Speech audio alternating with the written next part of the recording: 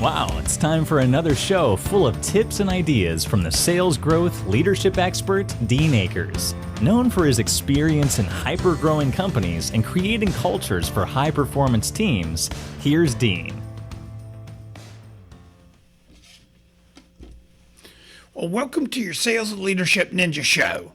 I'm your head ninja, Dean Akers, and every week I bring you a rant to stimulate your thinking in either the realm of sales and leadership. Today's show, Creating the Brand of You. It's an interesting show, I think, because it's a digression from my sales and leadership, although I think it plays well into both. It's interesting when I meet people and ask them the question, tell me about the brand of you. And everybody looks at me almost dumbfounded and says to them, to me, what do you mean the brand of you? And then I share with them, every single person has the brand of you. And that's the brand that people see of you on first impression. You've heard that you only get a chance to make a first impression once. That typically is your brand of you.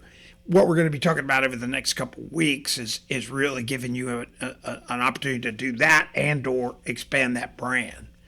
So when you want to really learn about the brand of you, it really takes some thinking on the onset, but once it becomes a habit, building the brand of you really works well. So how do you need to build the brand of you? The first step is to ask yourself what you think people think about you on a first impression. And be very candid and honest with yourself.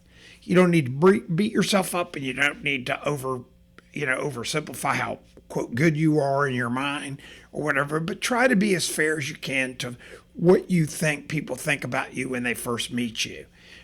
Maybe what's how you dressed, how you smile, whatever. Then also ask 3 or 4 friends and or relatives around you what they think about the brand of you. And when they ask you, what do you mean the brand of you? Say, hey, if I'm meeting somebody for the first time, you've been around me for a long time, what kind of first impression do you think I make? And then shut up. And they're going to tell you, and really listen and have them really deep dive it and give you their honest opinion, not just tell you what you want to hear.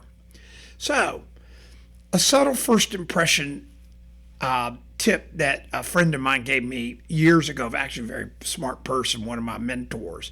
And they said the first impression starts off with a firm handshake and a smile. Now, you've probably heard that for years. And I know with COVID now, it's kind of comical because you can't shake anybody's hand and you got a mask on so nobody can see your smile.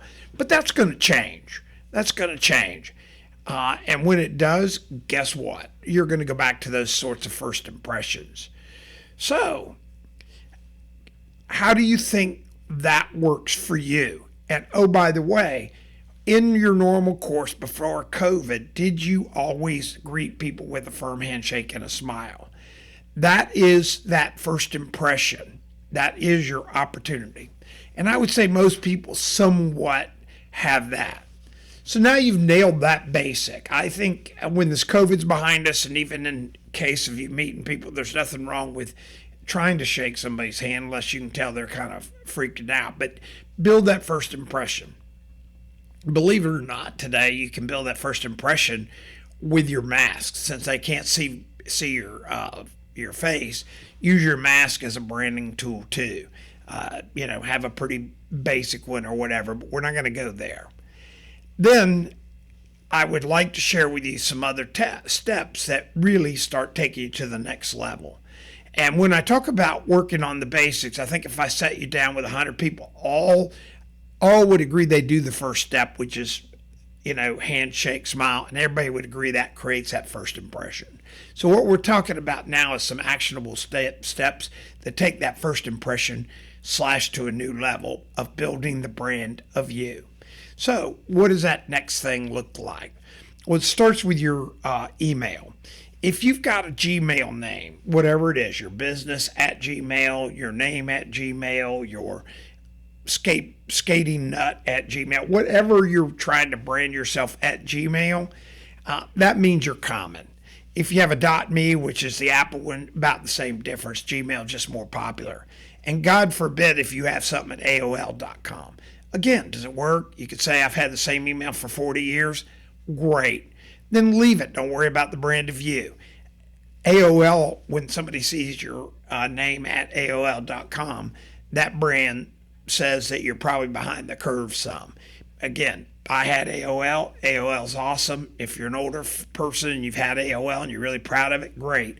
The difference is you want to keep all these emails. You can port or point them to your new email. So your new email, and in creating this brand of you want to go to a site like GoDaddy or One-on-One or Ionis or one of those sites where you can get a domain name. And then you want to try to get a domain name that reflects you, the neutral you, not some radical thing generally, unless you're trying to be a radical in any respect. But mine, for instance, I have a lot of domains, but my personal one is deanakers.com. My name, deanakers.com. So my email is dean@deanakers.com. I have other emails for other stuff I do for my personal, which is info@deanakers.com. I also have adjunctco.com. I actually probably own north of 200 domain names for different things I've done, and those are pointed for branding things I want to do in other realms. But again, we're talking today about the brand of you. So you want to get your domain name and you want to get your email, and that gives you the foundation of setting up your brand. You then, the next step, once you have all that, are to create the elements of touch points. And the first thing is you want to get a business card. You can't believe how many people I'll talk to and I'll say, do you have a business card? And they go, no, I don't have one. And I go, well, why wouldn't you? Well, these business cards, you can buy them, 500 of them for like $10 off all kinds of different sites, Got Print, Vista Print, all these places. And this is, for color. And what you want to do is you want to leave it plain on the back so you can write notes to people and stuff. But you want to put your address, your name, your brand that you've now created. Mine is Dean Akers, if you're whatever you want to call it, pet sitter, whatever. And just put a little bit of stuff on this card. And again, you have your address. Always put your address. Always put your phone number. Always put your email. If you don't have a site, don't worry about a domain, but at least have those things, your address, phone number, and email. Now, I have some people that say, well, I don't want people to have my home phone or my home address. In that case, you can get from Sideline, Google, various things, you can get a second number. And just make that your number that you have on your business card and you use for business that you give to people that are not close to you. And then your address, you always have the post office, mailbox, etc., all these different places that you can point your stuff to. And then once a week, or depending on your brand and how much you get stuff, you can go there every day and pick up your post office box or whatever. But you definitely want an address, you definitely want your email, and you definitely want a phone number, even if it's a sideline second number. So what you're doing is building that on your business card. At the same time, go ahead and get note cards that are similar with the same branding from your business card. And on the back of your note card, you'll want to have all your address information. Again, once you have all this address information, now you've created this brand. Little tip, never put your business card in your note card you're sending to somebody. Never. That's why having it on the back is so critical. I'll have people that try to save a few bucks and they'll go buy note cards at Michael's or one of these places. And don't save your breath. Go ahead and spend the extra $50, $60 and get branded, because you want the brand of you note cards. Do it. It makes you more legitimate. Makes your brand will stand out different than other people. So once you've gotten your business cards, your note cards, your domain, and your email, you are now on the road to building the brand of you. You already are ahead of the pack in building the brand of you. So for the next couple weeks, we're going to talk about next steps to really step on the gas of building the brand of you. And by the way, the brand of you works within your business too. So when you have the brand of you within your company and you're giving people out this stuff so they have this personal relationship with you, it will stay with you forever. If you leave that company, everybody still has your Dean at deanakers.com can reach you. It's just smart to build the brand of you today. So next week, we're going to talk about some next steps, next levels up in creating the brand of you. And I think you're going to really enjoy it. So again, thank you for tuning in every week.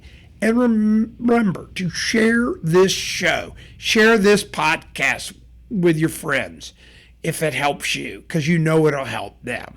And then always my book, Self-Talk, Think Like a Child, is available on Amazon. And also as my personal relationship guide for men, 52 Wows, is available on Amazon too.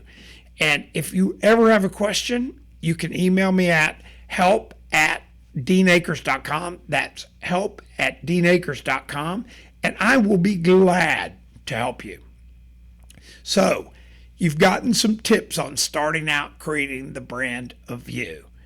Let's tune in next episode to continue building the brand of you. Have a great week. We hope you enjoyed this week's show. Subscribe today to our podcast and send questions or thoughts to help@deanakers.com. Also, visit us at www.deanakers.com to listen to prior shows and view helpful videos. Also, great tips to download. Thanks again. See you next week.